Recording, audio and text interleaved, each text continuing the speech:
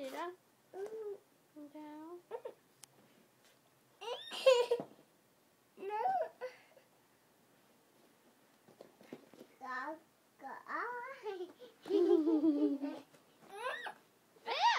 Cởi áo ra ha.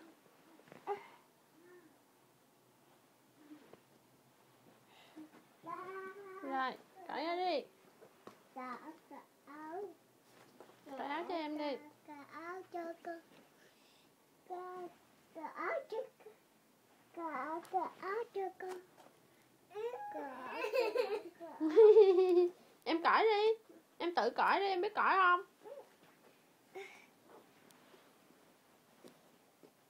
Rồi, cởi ra.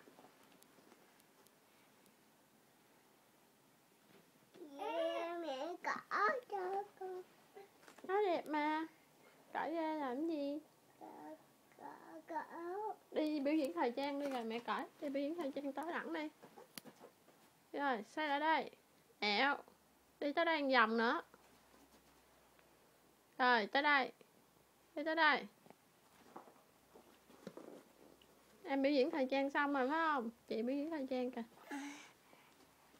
Chị nhảy đầm kìa. Rồi, chị đi biểu diễn thời trang đi. Chị đi biểu diễn thời gian đi. Chống nạnh, quay qua đây. Chống nạnh, quay qua đây nè.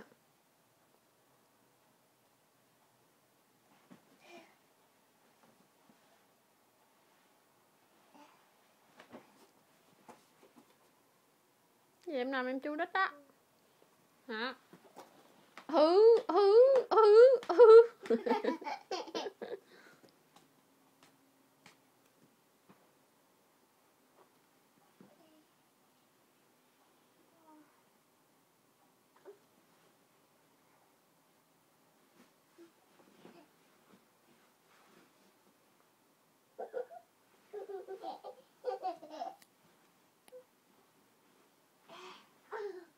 Thôi con không có cắn đầu em đâu. Con đứng dậy biểu diễn thời trang đi kìa, đừng đè em nữa con. Rồi đi đi. Đi.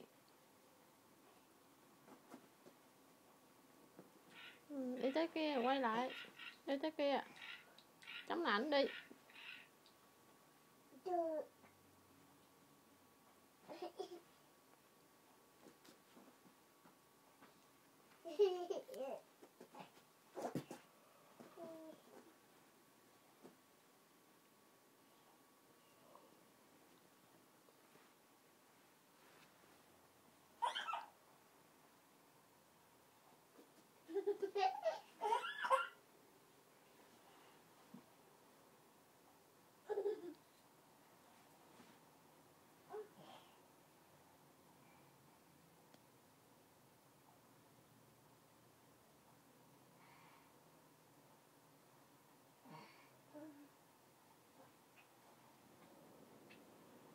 Thôi con. Ngồi dậy. Đừng có đè em, đau em. Ngồi dậy.